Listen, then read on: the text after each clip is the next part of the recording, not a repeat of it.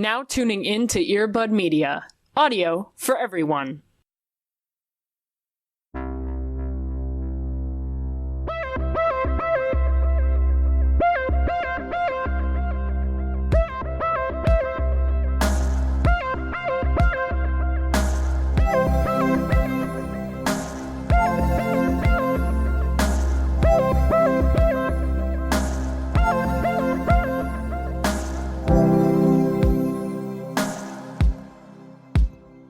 Cody, how the hell are you? I'm fine. Surviving. Okay. The day this gets released to the public will be the day before the general election in Illinois and other places Great. as well. And I can't guarantee that I will make it to that point in time because my brain is mush and pudding. Oh. So that's how I feel. But it's almost over, except it's not, because then it happens again in April. But after that, it will be over. This episode is brought to you by the My Chemical Romance bop, I'm Not Okay. I promise. Yes, someone take me to a fucking karaoke bar. I'm ready. Let's go. I need to let some shit out right now. Please don't talk to me about karaoke. That's true. Sorry, that was a very vulnerable moment for you this weekend. Listen, I'm afraid of nothing, and I mean that. Yeah. But if I was, I'd be afraid of karaoke. And that's a fucked up thing, because I have no problem. Like, if someone gave me a microphone and was like, surprise, you have to talk to 5,000 people, I'd be like, fuck you, I got this. Oh my god. That does not scare me at all. Wow. Now, if they were like, here's a microphone, you're gonna go sing for 2 people, I would shed my skin and depart. Yeah, I'm completely the opposite. Absolutely. That's why we're so good together, you know? That's true. 2 peas in a pod. 2 pods and a pea, you know what I mean? I hate thinking of that, like getting that image in my head for that. Yeah, so no thanks is all I have to say. But hey, about you did karaoke. it though. True. So and I'm proud of you. I couldn't have alcohol in general because I take medications, and also I don't like alcohol, but also I was very sick, and so I was just like nursing my ginger ale, like, please God, I am DDing tonight, like I need to get out of here, while everyone was just like loving this little karaoke room that we had gotten, and my boyfriend was just living his truth, and I was just like, okay, honestly, the whole time I couldn't stop staring at my phone, and I was debating between, like, which songs would I have to go up and sing, because I knew they wouldn't let me get out of there without actually singing something, and so I was like, all right, I can't do Hamilton, because no one else will sing Hamilton with me. Yeah. So that's out. Yeah. And hard to do solo, too. A little True. ambitious to do solo. But they had it, and I was like, that's my safe spot. That's, like, the only thing that I sing in the car. They had a lot of ABBA, and I was like, all right, I feel safe here. And then they had, the other one I was thinking about doing was Lifehouse.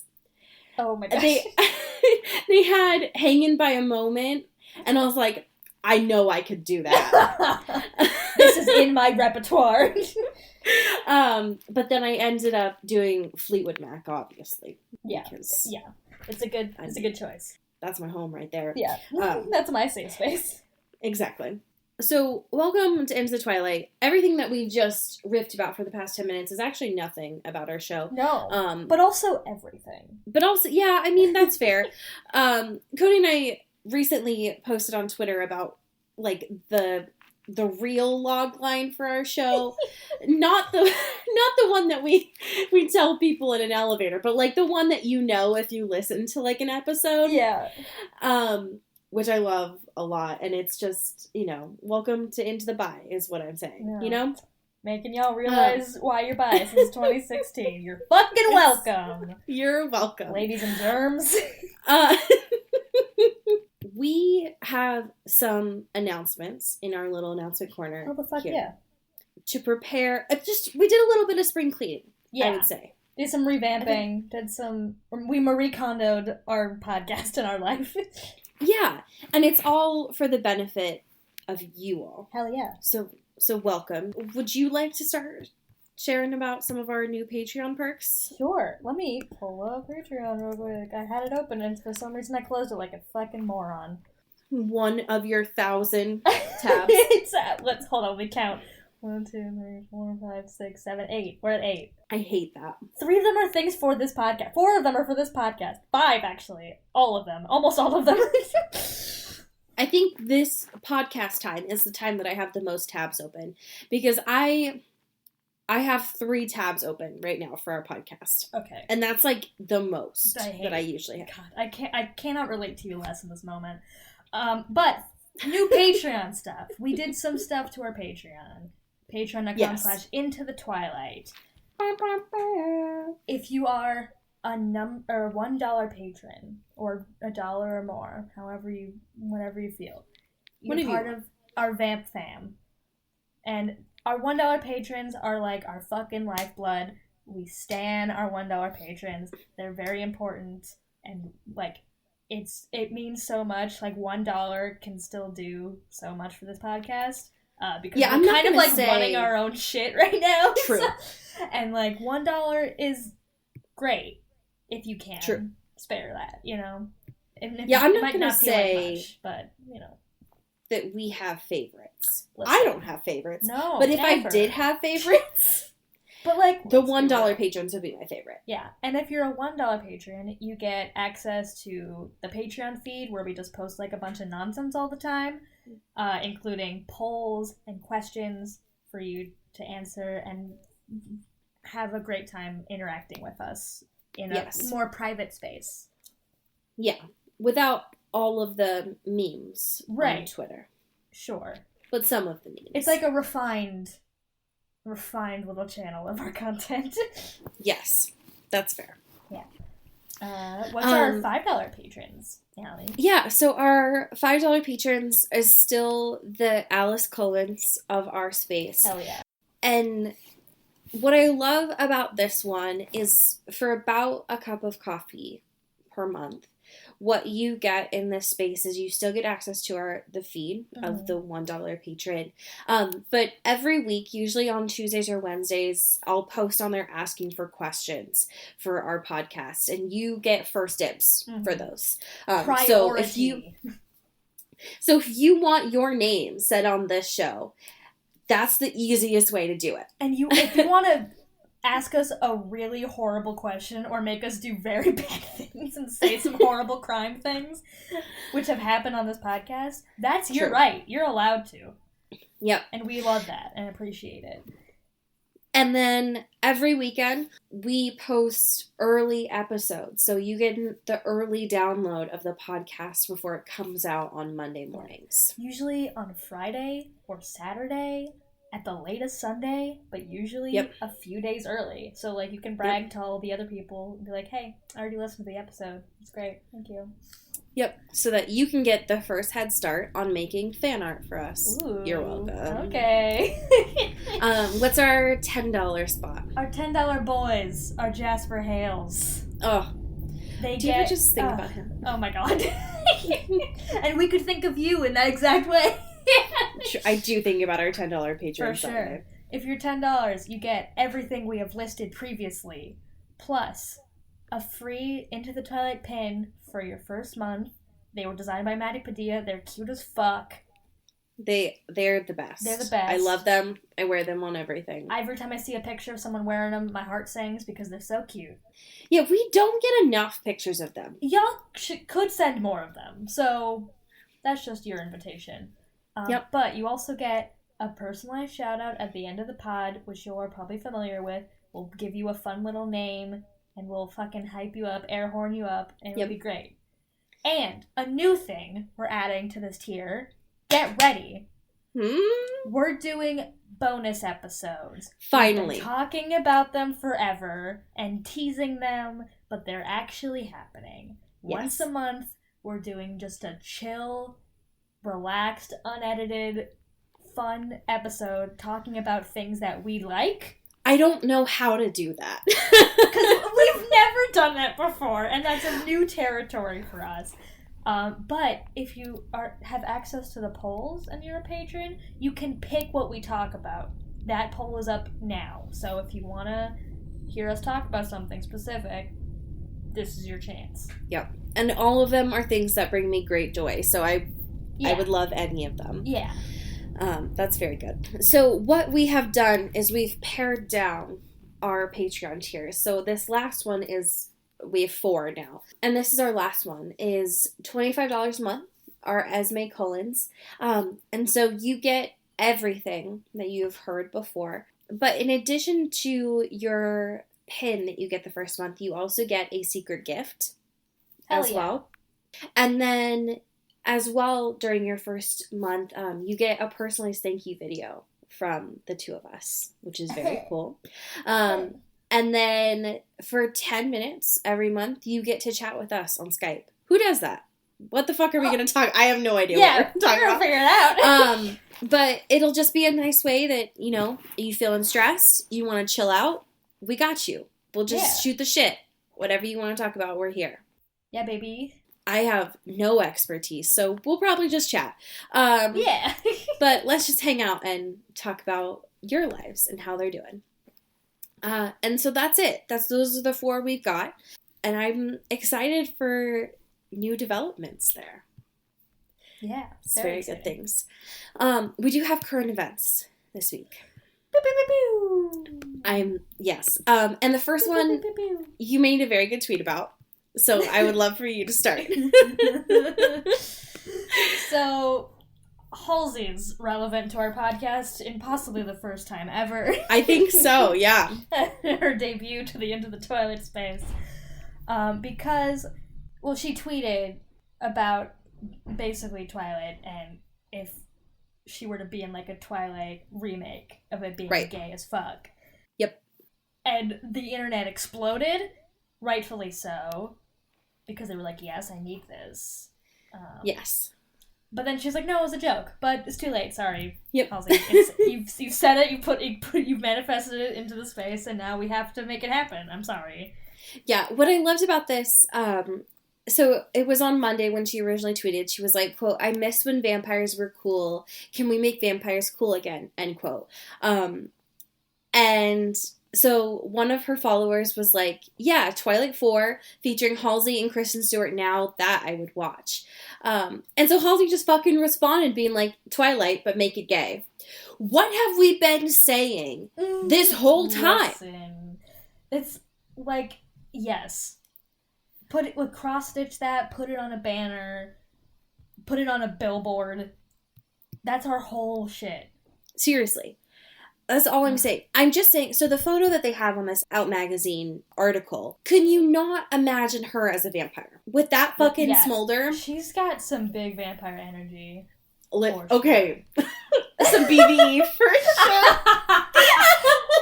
Certified BBE, baby. Now, that's bad. That has bad mouthfeel. I hate saying that. Now, how much BBE do you have? Will you guys let us know? Will someone make a survey for us? Let us know how much. I want to make a quiz and see how much BBE you have. Someone made an article about big witch energy and talking about Maggie Rogers and Florence Welch, like, hanging out, and I'm like, that's my whole fucking mood. Oh my god. Yeah. I have to tell you about something so important. Listeners, if you are grossed out by animal dissection in the context of school, skip ahead like 2 minutes. Okay. Can I skip? No. I really like this. Oh. So Chris was talking to me about, he was in high school, and I don't know about your high schools, but like at our high schools here in Oregon, we had to do like animal dissection. I did too. Yeah. Okay. So apparently he was in advanced bio. Which previously in that class, for a different reason, Chris had like passed out. It's fine. So him and this teacher had like weird energy. Anyways, they get in ready for this animal dissection. And apparently the teacher's preference to help like mask the smell was to fucking burn incense. What the fuck? Is that not big witch energy? Are you guys okay over there? What the fuck is your school system? What? All I'm saying is I think his teacher was a witch. I'm just... imagine you just walk into your bio class and your teacher's just like fucking smoking cloves and there's just like patchouli. Just a bunch of tapestries on the wall. It's like, what is happening? This All right, is not folks. lab safety. Welcome to Advanced Bio. Today we're going to learn about Punnett squares, and then afterwards I'm going to read you your tarot cards. Like, what the fuck?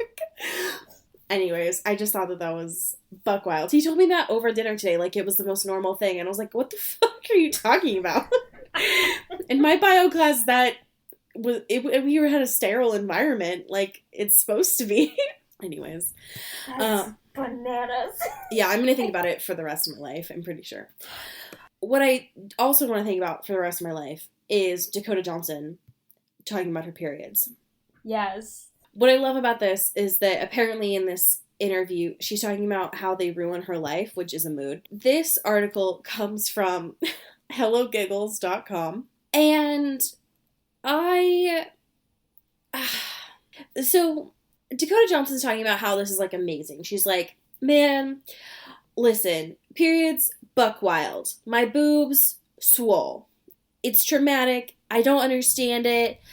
It's all over the place. And that part, I can't relate. But the part with her saying that it's ruining her life, I can relate to. Yeah. Girl, maybe get a period tracking app. For real. Really helpful. For real. Yeah, with her saying, like, it's unbelievable. I can't get a grip on it. I'm like, do you know, we live in the future. Like, yeah, it's here. There's so many of them. I have 2 on my phone that I use all the time. Yeah, I would, if I had one, I would endorse it. But your girl's on a lot of hormones, so I don't have periods anymore. Yeah, I mean, live your bliss. But they're still also the worst thing in the world. Yeah, just in general, like conceptually. Yeah. And also, just, I don't want to think about it anymore. Yeah, fuck periods. I get it. Though. Huge mood. It's a real mood. This last one. So, here's my question. For all of you listening, when was the last time that you thought about Leah Clearwater? Ugh, too long. And if it's not yesterday, then it's that's disrespectful. Oh my gosh. Because I feel like I think about her, like, at least every other day. Really? Well, I also, like Google all of our, not like Google, but I, like, search all of our, like, Twilight characters' names on Twitter to, like, find hot memes that are popping up. Right. Listen, I like to be in the know. We gotta get some Leah Clearwater memes, because that is probably not a resource that is very profitable. Chris and Rachel were just talking about recently the Facebook for the Twilight Saga that's on there. It's like an in-depth, like, secret Facebook or whatever. And it's like, I want to get in on that, but also I don't want to touch Facebook with a 10-foot pole.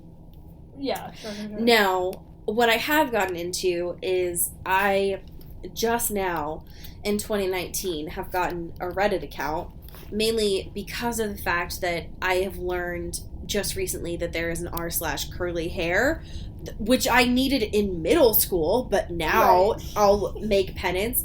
And there's one for the Twilight Saga, and folks, I'm gonna be bringing some hot takes next week is all I'm gonna say. Oh my gosh. Anyways, so Julia Jones, aka the actor who played Leah Clearwater, is in the movie Cold Pursuit, which I only know because of Liam Neeson. But the thing about this is someone's finally giving her the attention. She looks great. She hasn't aged at all. And she's like 38. Okay, that's fine. What I love about this is she's doing this interview promoting Cold Pursuit, talking about how much Twilight was, like, valuable for her, and that it felt like high school, and basically I miss Julia Jones and I support everything she does. That's what I have to say. Yeah. I miss Twilight and I want to watch it really bad. We have a couple listener questions here. The first one is a comment. I would love for you to read this. Boy, this long one? Alright. Have you read it yet? Because it's wild. No, but I'm gonna go on this journey with all of you at once. It's from Cassandra Bolin, who says, not a question, but a comment. I started listening to this podcast a few months ago and finally got all caught up with the very first You episode this week. The reason I started listening was because the day Anna Kendrick tweeted she forgot she was in Twilight was the day I had a wisdom tooth removed. And my drugged-up brain, I was like, Twilight exists. I gotta watch it right now. Me. And from there I watched all the movies and I remembered Coffee with Rachel talking about your podcast and decided to listen to it too. So thanks for being the Twilight hookup I didn't know I needed. Love the show and can't wait to see what you guys think of You. Whew! What a journey! I hope your wisdom teeth are good. I hope all that figured itself out. Yeah. First of all, Cassandra, if you're still taking your salt rinse, stop what you're doing and do it right now. But second of all, I love this idea because when I got my wisdom teeth removed, I was not like high. Sure. And so I love this idea that in someone's anesthetic space, they were like, you know what I need right now is some vampires. So I love that a lot. We got a question as well from our fantastic Patreon, Stronger Than the Marines, Taylor Browntown Lautner, who asks, if Joe was Edward, does that make Benji Jacob? Or is he like a Mike Newton? I mean, I think he's clearly a Mike Newton, at least in my brain. No, I completely agree. Calling him a Jacob implies that he's nice at all. Right. And he's just not that. And, like, Mike Newton would absolutely start an artisanal water company. You know what I mean? Like, oh my god. Mike Newton in New York City, in a different upbringing, loves Coke and loves his, like, artisanal water business that is fully funded by his dad, probably. And eats gluten-free pizza, not because he needs to, but because he wants to. Right. And who, by choice, eats gluten-free pizza because it's hell. And I eat it because I can't eat gluten. Yeah, he is most definitely like a textbook Mike Newton. Mm-hmm. Ugh. Yeah. And so, I mean, fuck Mike Newton. There you go. But also, like, fuck Benji. And I'm going to get into that, like, later. But, like, fuck Benji. Get to that. And then we got a question today on Twitter. And I know they're talking about you, because I confirmed it by asking this person. But it just made it seem like it was about the podcast for a second, which I love. So the question is, what is the point of this show? Yeah, it does at first seem like a direct attack on us personally. And kind of our whole thing. And to respond to that, that's a great question. To me, it just feels like a guy needed to talk at a woman.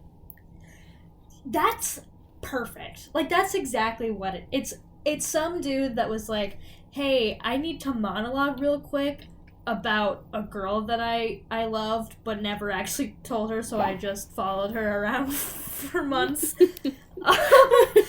Here's $1 million, thank you, Lifetime and Netflix. Here's millions of dollars to make this, thank you so much. Like, in our average day-to-day world, it would be like, dude sees girl on subway.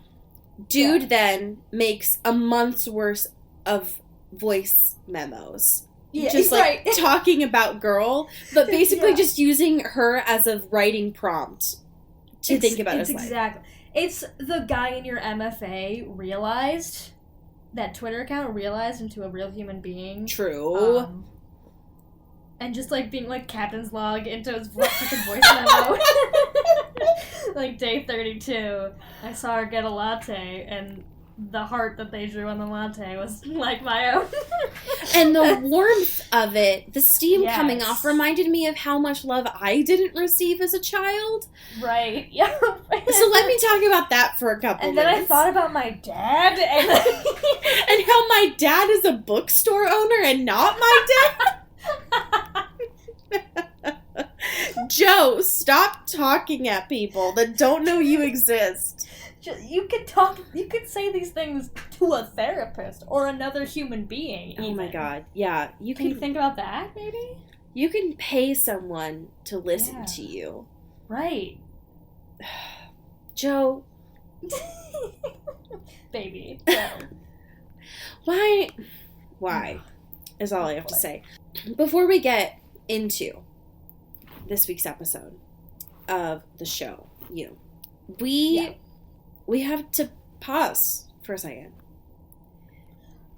We have to take a sip of water. We have to stretch. And during that time, we also have to appreciate someone in particular with a special ad spot. Yeah, we gotta pay our bills. Yeah.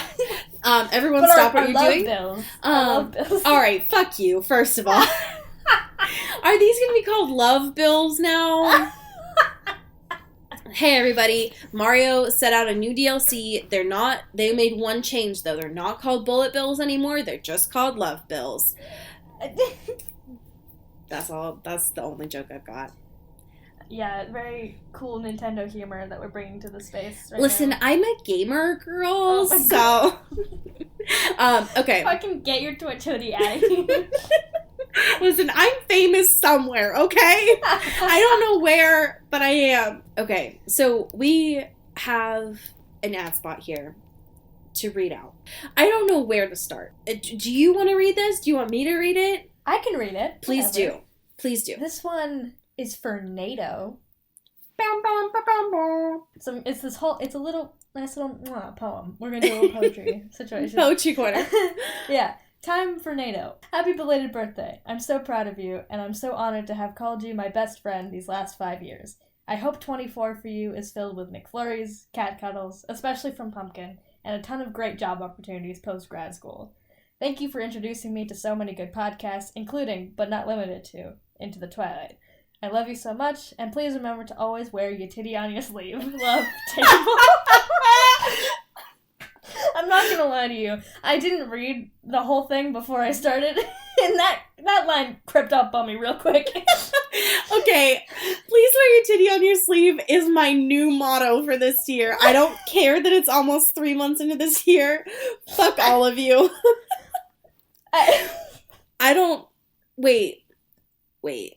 Does that mean I have to be vulnerable? Oh my god. Is that what that means? No, hold on. I'll think about it. Let's not psychoanalyze this perfect message. Okay, what I love about this. 1, there's a cat somewhere named Pumpkin.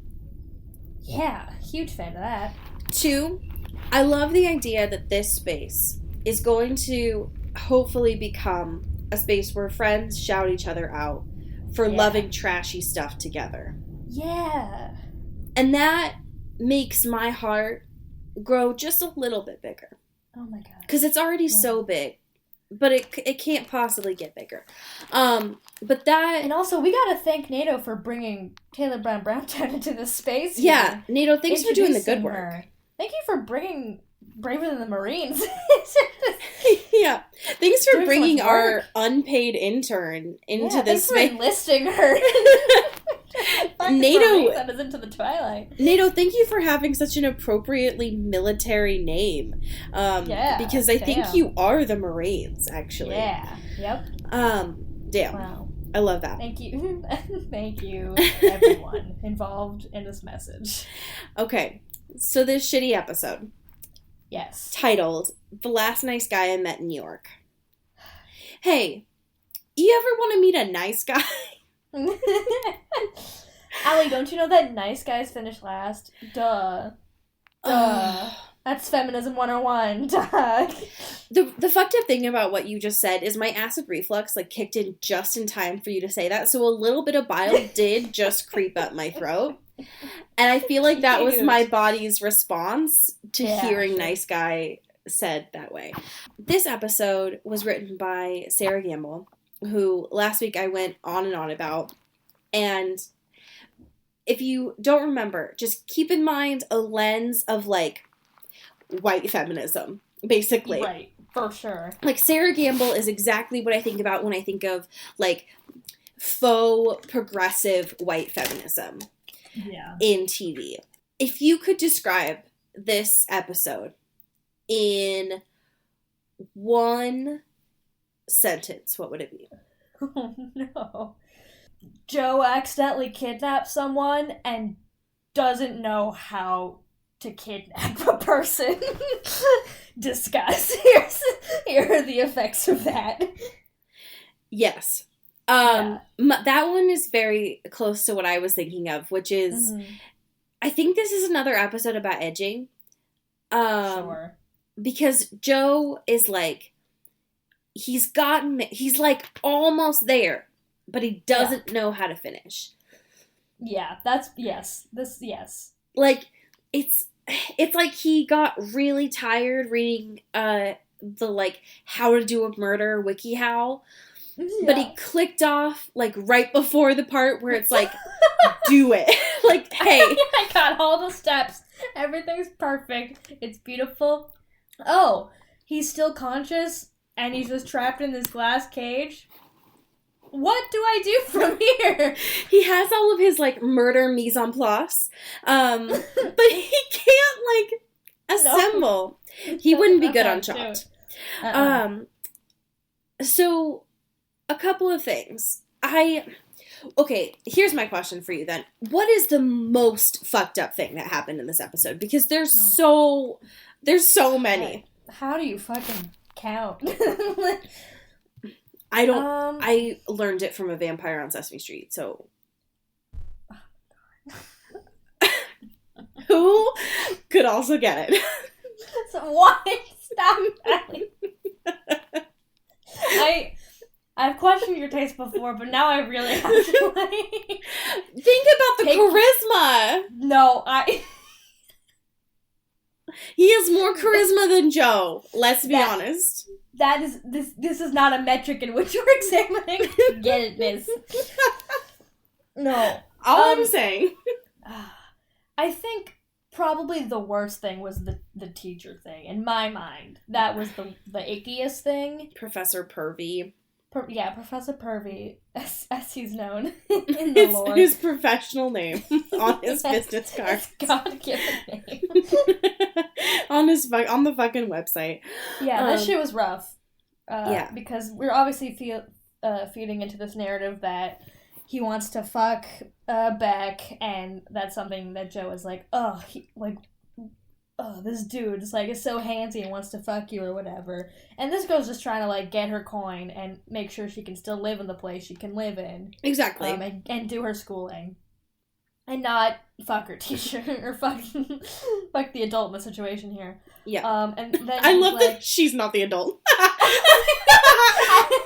She's not the adult. Right? No, the more adults. Comparative adult, I guess. She's the supposed adult, but clearly not. True. That shit was gross. And it was awful. He is like, sorry, you're not gonna fuck me, so you can't be a TA anymore, and it's halfway through the semester, so no one else will hire you. Eat a dick. And she's like, what? Sorry, this sucks and you suck. It was awful. It was really bad. One of my least favorite things about that scene was when he holds up his ring and he's like, you can practice on me, I'm safe.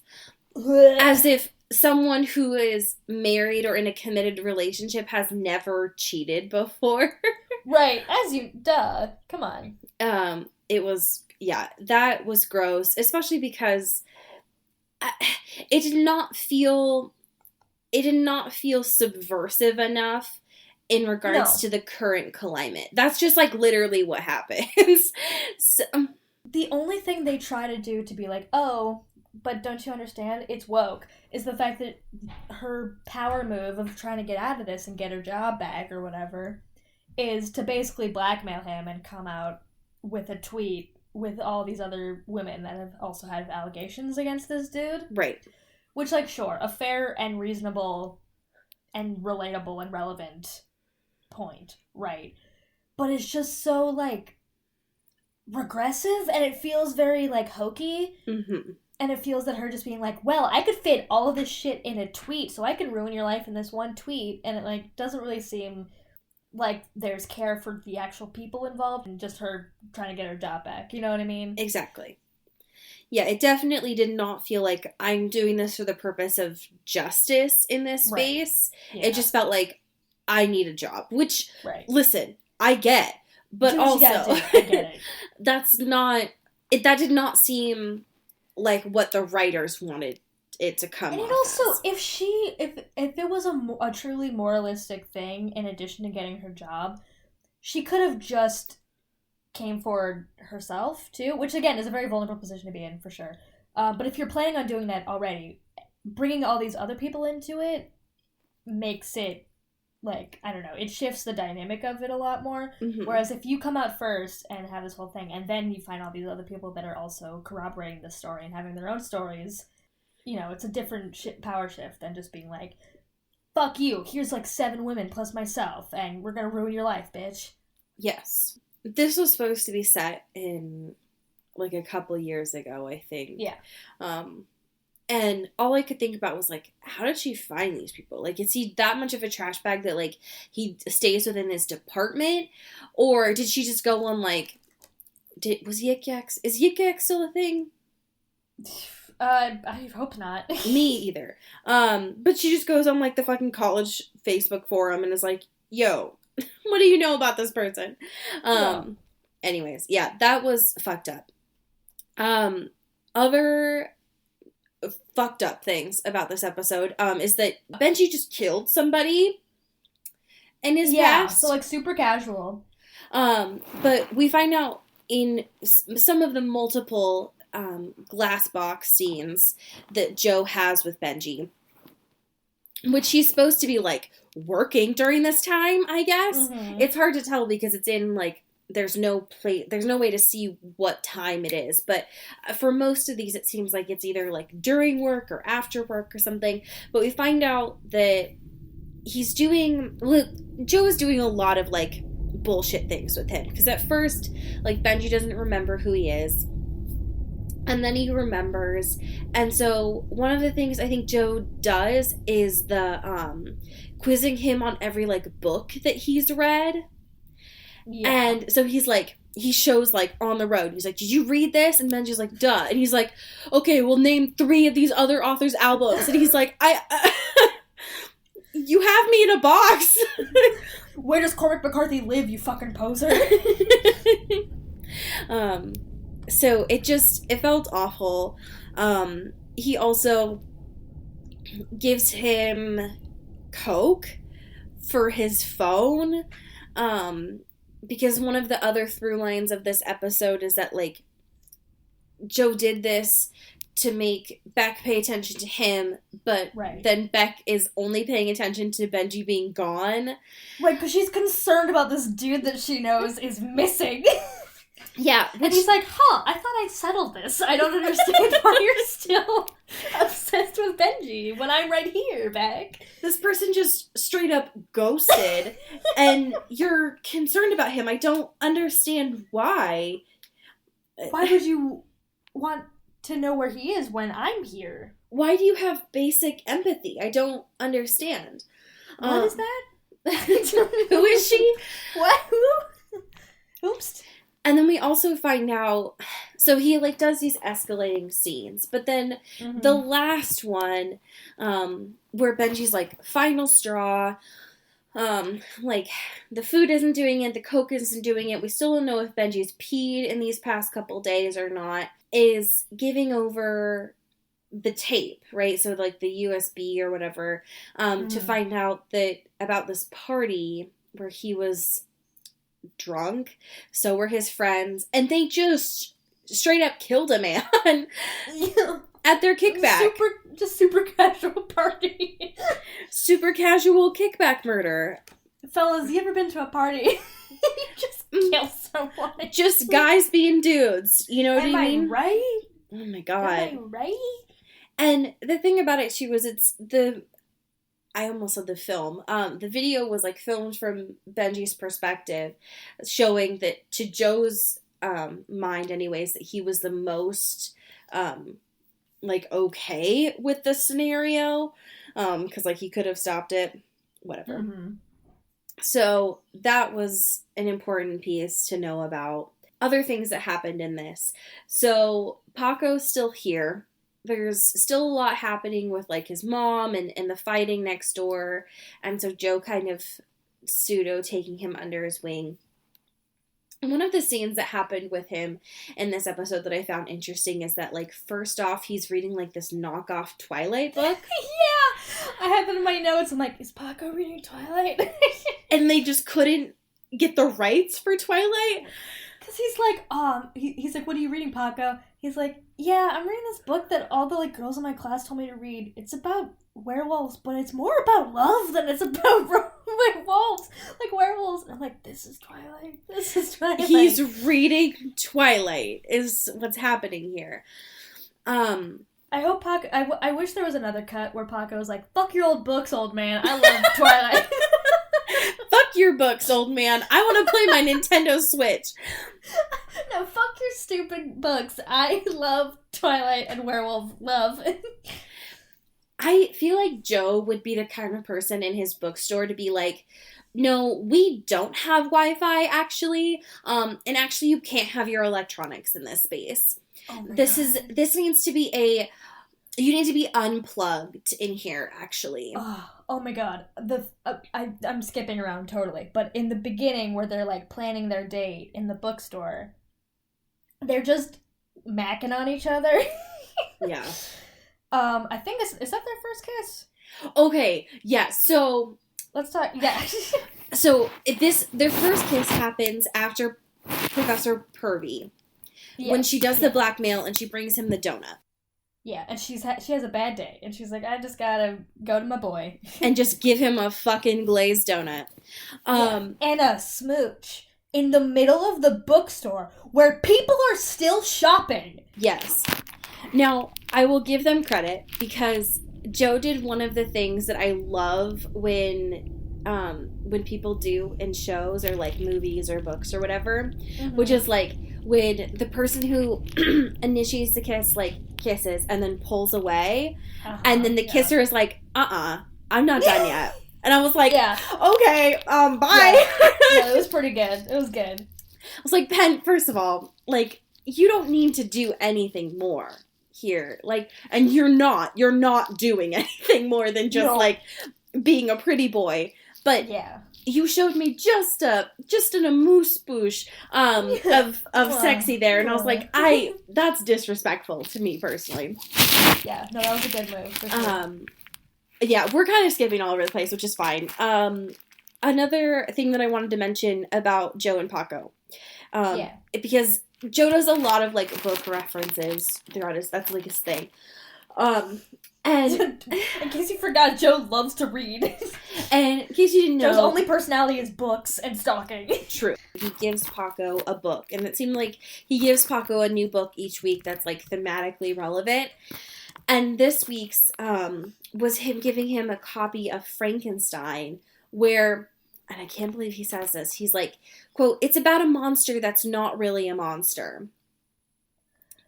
And it's like, Sarah Gamble, I swear to God, is just like poking through your computer and it's like, hey, hi, I'm Sarah Gamble. I know you're watching Netflix right now. Just wanted to make sure that you got what I was doing there? Do you understand that, like, do you understand what's going on? Okay, all right. Sorry to bother you. I'll just go ahead back. Sorry, just checking in real quick. It was just like, I got it. I got what you're trying to do here. I understand. Thank you. So, other things to talk about. Oh, their first date. Because this happens before at least the first part. So this happens before, the divorce party. So, the first part is them in the park. I'm sure you noticed, I wonder if you took notes on this, because I'm sure you noticed it too, the way that, like, this quote-unquote date it's just him asking a question, an open-ended question to Beck. She responds with things that, like, Joe already knows because he's looked into her a lot. But instead of listening to her in the moment, he just is still monologuing in his head. Joe. Stop. And they even show it with the camera where they, like, blur out and try to make it all, like, well lit and gorgeous and pretty. But he's just not listening. It's just the two of us, baby. Us against the world. Except I didn't hear a damn word you just said. I was thinking about what you're probably going to say because I know everything about you. Eat shit. It was just so weird. And then they have part 2 after the date with her professor. One of the things I noticed about this is they're like flirting, where they're looking at all the couples and being like, what date are they on? How old are they? Whatever. And then Joe, because he has no chill, looks at a couple and is like, that's us in 30 years. And I sort of expected Beck to be like, all right, so, gotta go. Cool, so this is a first date. Just want to, set the record straight here. I just met you yesterday. Yeah. Let's not do that. But she's all for it. Like a fucking, God damn it, Beck. Yeah, she's like, oh, I love that. Do you? You don't have to lie to him, Beck. Yeah. Yeah, and this is before they kiss the first time, because there's that moment where they, almost kiss, but then she takes a sip of his drink, and is like, oh, I like yours better. Oh my god, there's another moment of that later, too. So, as part of another date, she invites him to a party at Peach Salinger's house. And it's a fancy brown hoity-toity party. And immediately, the second that he comes in, he's like, this is not my crowd. I do not like being here. Which, mood. But it's just, he's noticing Beck be kind of a different person with her friends, or with, compartmentalizing herself to different people, and, all that stuff. Mm-hmm. And then they have this little heart-to-heart outside, where he's like, why did you bring me here? This doesn't really seem like a romantic thing. I'm just kind of this person you're showboating off or whatever. And then they have a moment where they almost kiss, and then Beck just puts his head on his shoulder and says, I'm glad we're friends. And then Joe is like, motherfucker, are you kidding me? There's a legit record scratch. Yeah, right. It's so good. It's sorry. What? His brain, because obviously his brain cannot comprehend the concept of friends. He's like, what? You're my soulmate, life partner. This what? Yeah, he has no understanding of empathy at all, but totally imagines her as his person in general. I want to talk about this party. Yeah. One, Peach Salinger having a party as an anniversary of her parents' divorce is the biggest mood I've ever felt. I've never felt so seen. Yeah, that should be a regular thing. Why is that not? Is I'm what I have into to that say. Full style. Yeah. Kids should definitely be able to have parties celebrating their parents' divorce. Yeah. So I love that. Second, what I love right away is that as soon as they get in, right, and Peach takes and whisks Beck away, and Joe is standing there being like, well, all right, don't know anybody. Just gonna head up to Peach's library and I'm gonna steal this book.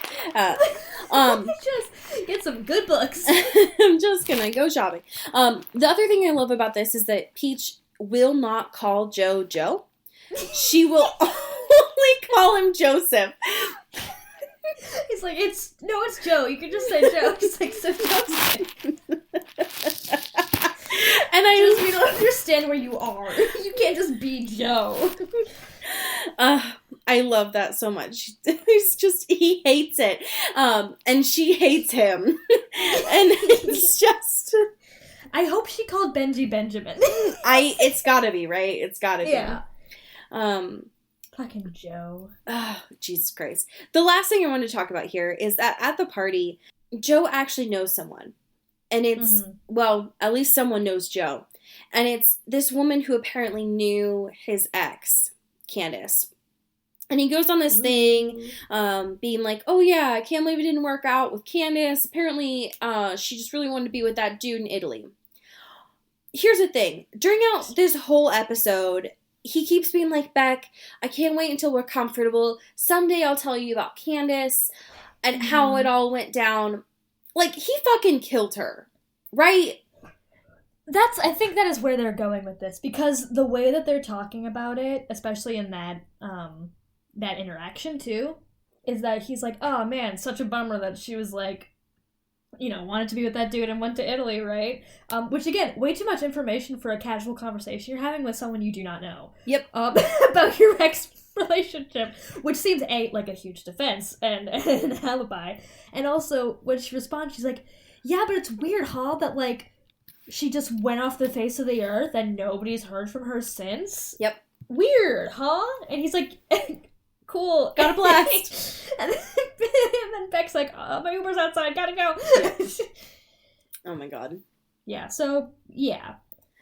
But also, if so, then why is he so bad at murdering? You know what I mean? I don't know. What's the truth? Speaking of murdering. Yeah, okay, so the end There's of this... a bad thing that happens at the end of this.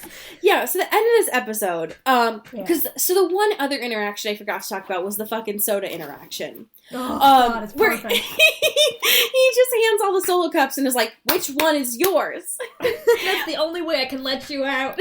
He's like, if you solve this riddle, I will let you out. And so he hands extra. That's not how you do this.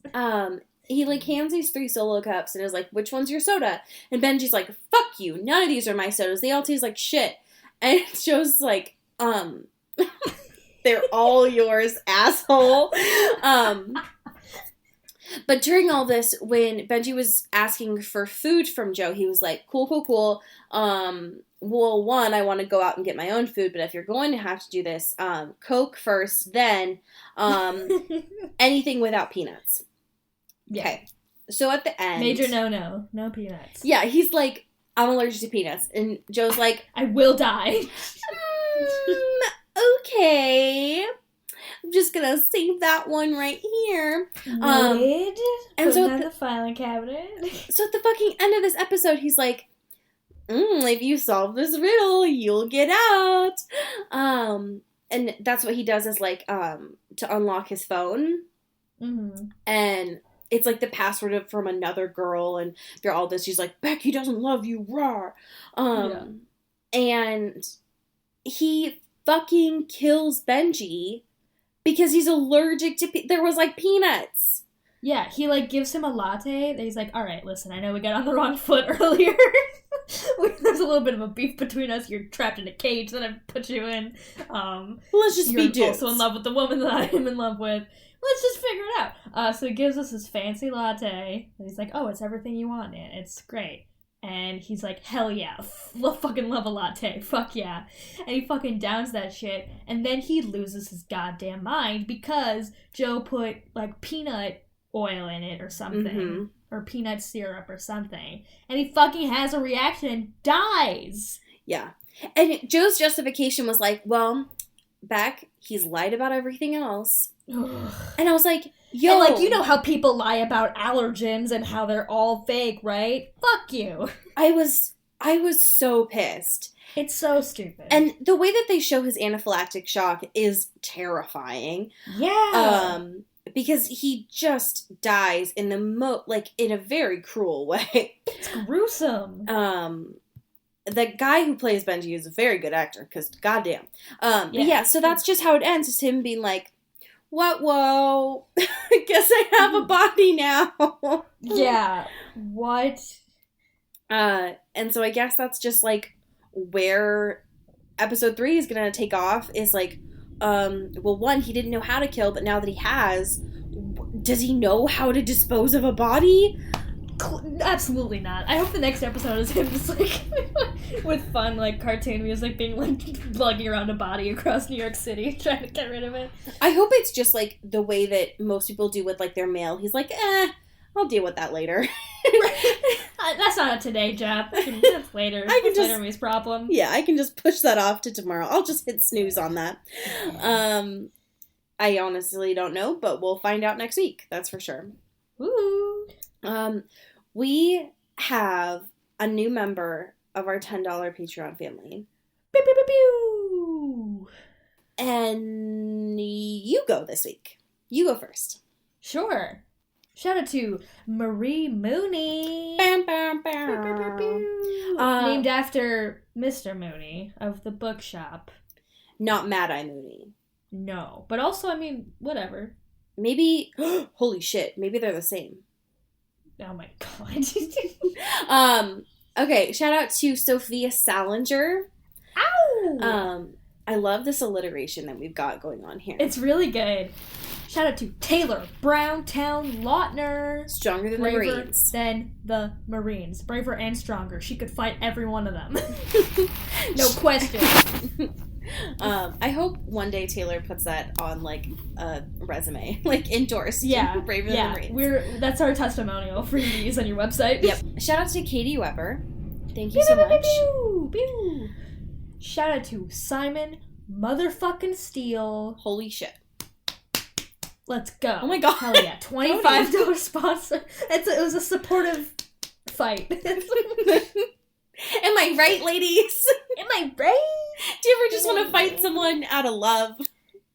Yeah, all the time. Honestly, so do I. Yeah.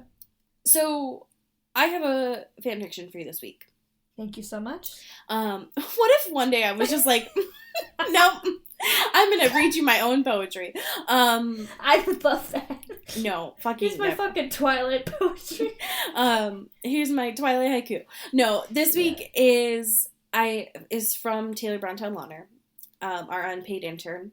Support the troops. I am a proud supporter of Taylor Browntown's Marine place. I got a fucking bumper sticker of Taylor Browntown. Oh, that's great. So this one is titled Before He Was 50 Shades, and it was written by Jacqueline Gray 17. This was published on January 30th of 2013, which, fuck, that's 6 years ago. Holy shit. Yeah, that's bananas. And this has almost 150,000 words in it. Jesus. I'm going to read all 150,000 words for you. This is an audiobook now. Yep. The synopsis goes a little bit something like this. When Anna goes to Seattle Prep with her best friend Kate, she meets a man who is domineering, juvenile, yet deeply troubled, Christian Grey. Before he was 50 Shades, that we all know and love, he needed an escape from his past. Originally, he finds Elena. But after meeting his true life love, will his path change for the better? And then in parentheses it says, for obvious reasons, Anastasia Steele and Christian Grey are the same ages. Enjoy. This is from Chapter 2, The Coppered Hair Hottie at the Club. I open up my handbag and fumble taking out my ID. I hand it to him, my hand shaking so much it's a wonder he can read it. He looks at both me and Kate with those scorching, dubious eyes. This is it, the big question. It all comes down to his one answer. Kate and I wait in silence. He does one quick bob of his head. We're in. Your name is Avery. Your name is Avery. Your name is Avery. I chant over and over in my head. I'm going to get a drink, Kate shouts over the beat of the music. The room is filled with people chatting, thrashing their bodies together on the dance floor, and drunken men. The smell of alcohol is everywhere. Why did I let Kate bring me here?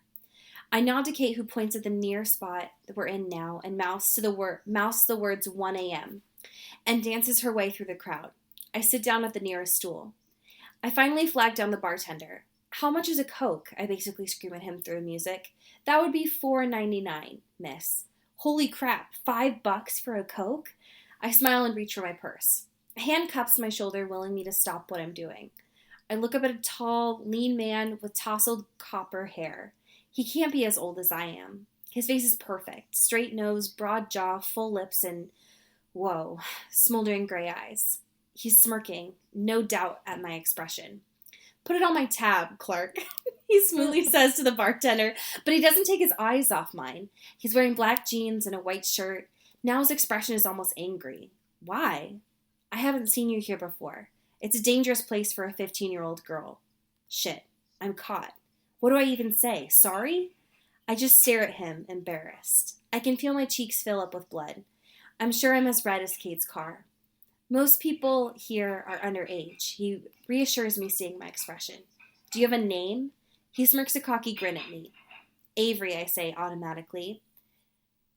Your real name, not the one on your ID. What the hell's his problem? End scene. You know that $5 Coke? Just put it on my tab. I can afford that shit. Yeah, I'm kind of a baller. Thanks. Yeah, what are the only things on my tab, Clark? Yeah, sir, it's, just Shirley Temples, actually. That is. Yep. This 100 Shirley Temples.